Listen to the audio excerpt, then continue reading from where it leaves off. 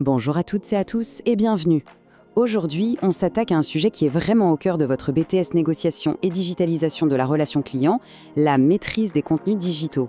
Et vous allez voir, c'est bien plus qu'une simple compétence technique, c'est un véritable atout dans votre futur métier. Cette phrase, elle résume tout. Fini le temps de la transaction pure et dure. Aujourd'hui, ce qu'un client recherche, c'est une relation, c'est de la confiance, une histoire. Et le pont pour bâtir tout ça, c'est justement le contenu que l'on crée et que l'on partage. C'est la grande question, n'est-ce pas? Et la réponse, elle tient dans notre capacité à produire, à publier et surtout à rendre visibles des contenus qui parlent vraiment à notre audience. C'est exactement ce qu'on va décortiquer ensemble. Allez, on plonge dans le vif du sujet. Il faut imaginer le contenu comme le cœur qui fait battre la relation client digitalisée. C'est l'outil numéro 1 pour capter l'attention, pour montrer son expertise, construire cette fameuse confiance et à la fin, transformer un simple curieux en client fidèle. Une bonne stratégie de contenu, c'est un peu comme une boîte à outils bien remplie. Chaque format a un rôle bien précis.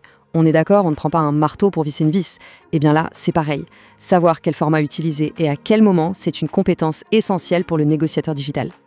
On commence par les fondations, le texte. C'est le format roi pour donner des infos détaillées, pour asseoir sa crédibilité et, point super important, pour plaire au moteur de recherche. C'est la base de ce qu'on appelle le référencement naturel, le fameux SEO. Et là, vous voyez, chaque format a sa mission. Un article de blog, c'est parfait pour attirer quelqu'un qui se pose une question. Une étude de cas, elle, va rassurer un prospect qui hésite en lui montrant un succès concret. Chaque texte s'insère à une étape bien précise du parcours client. Maintenant, passons à ce qui frappe l'œil, à l'impact immédiat. C'est le texte construit la crédibilité, l'image et la vidéo, elles, créent l'émotion. Dans un monde où l'attention est une denrée rare, ces formats sont nos meilleurs alliés pour la capter en une fraction de seconde et tisser un lien plus personnel. La puissance de ces formats est juste énorme. Une infographie va rendre un chiffre ou une donnée hyper percutante. Une story sur Instagram ou TikTok, ça permet de montrer l'humain derrière la marque. Et ça crée une proximité qui n'a pas de prix pour la fidélisation. Alors, la question c'est comment on fabrique tout ça concrètement ? La bonne nouvelle, c'est qu'il n'y a pas besoin d'être un graphiste ou un développeur pro. Des outils comme Canva pour les visuels ou PlayPlay pour les vidéos sont justement pensés pour être super intuitifs. Le plus important, c'est de choisir le bon outil pour la bonne tâche, pour être efficace et produire de la qualité. Allez, une petite question rapide pour voir si tout est bien en place. Imaginez, vous avez plein de chiffres, des statistiques, un processus un peu compliqué à expliquer. Quel format vous choisiriez pour que tout le monde comprenne en un clin d'œil ? Je vous laisse un instant pour y penser. Eh oui, la bonne réponse, les infographies. Elles sont spécifiquement conçues pour ça. Prendre un sujet un peu lourd et le transformer en une histoire visuelle qui est simple, qui reste en tête et, cerise sur le gâteau, qui se partage très facilement. Ok, super, on a créé un contenu génial. Mais si personne ne le voit, ça sert à quoi au juste ? C'est là qu'on passe à la deuxième mi-temps, qui est tout aussi cruciale, la stratégie pour être visible. Parce que créer, c'est bien, mais être vu, c'est ça le but du jeu. Pour se faire trouver sur Internet, il y a deux grandes autoroutes. D'un côté, le SEO. Pensez-y comme à un marathon. On travaille son contenu, ses mots-clés sur le long terme pour grimper dans les résultats de Google. De l'autre côté, le SIA, la pub. Là, c'est un sprint. On paye pour être tout en haut, tout de suite. Une bonne stratégie, bien souvent, elle mélange un peu des deux. Et sur les réseaux sociaux, notre meilleur ami pour être visible, c'est le hashtag. Mais attention, pas n'importe comment.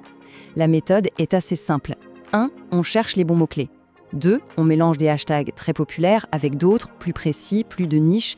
Et 3. Surtout, on s'assure que chaque hashtag est vraiment pertinent par rapport à ce qu'on publie. Vous voulez connaître le secret pour plaire aux algorithmes ? C'est simple, l'engagement.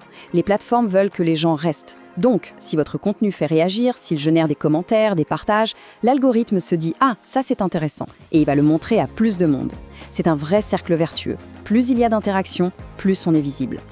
Bon, on a pas mal parlé de théorie. Maintenant, voyons comment tout ça s'articule dans un cas bien concret, une situation que vous pourriez tout à fait rencontrer demain dans votre vie professionnelle. Alors, voilà le défi, lancer un nouveau déodorant qui cible les 18-35. La première intuition stratégique est la bonne. Cette génération se méfie un peu de la pub classique. La clé, c'est donc de jouer la carte de l'authenticité et d'être là où ils sont. Et voilà une mise en application parfaite de tout ce qu'on a dit. On combine une approche très émotionnelle sur Instagram avec des vidéos des coulisses pour créer de la proximité et en parallèle une approche plus rationnelle avec des articles de blog qui répondent à des questions que les gens se posent vraiment sur Google. C'est ça une stratégie digitale complète et intelligente. Ok, pour être à l'aise avec tout ça, il y a quelques termes à connaître sur le bout des doigts. On fait un récap express. D'abord, le SEO, c'est tout simplement l'art d'apparaître en haut des résultats de Google sans payer de pub.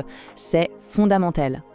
Ensuite, le CMS. Pensez à WordPress par exemple. C'est le logiciel qui vous sert de poste de pilotage pour mettre du contenu sur un site web, très facilement, même sans être un pro de la technique. L'audience, alors ça, c'est le point de départ de tout. Un bon contenu, c'est un contenu qui parle aux bonnes personnes, qui répond à leurs attentes et à leurs problèmes. Et pour finir, l'algorithme. C'est un peu le grand arbitre des plateformes. C'est lui qui décide si un contenu mérite d'être montré au plus grand nombre. Comprendre comment il fonctionne, c'est la clé pour gagner en visibilité. Pour conclure, le point le plus important à retenir, c'est celui-ci. Savoir créer et diffuser du contenu, ce n'est pas juste une compétence en plus. Pour vous, futurs professionnels en NDRC, c'est absolument central. C'est un outil de négociation, un outil de fidélisation, bref, un levier de développement. Alors je vous laisse avec cette question pour la route. En vous projetant dans votre futur métier, dans une future entreprise, par quoi vous commenceriez ? Un blog pour montrer l'expertise, une chaîne TikTok pour la proximité, une newsletter pour fidéliser ? La réflexion commence dès maintenant. Merci de votre attention et à très vite.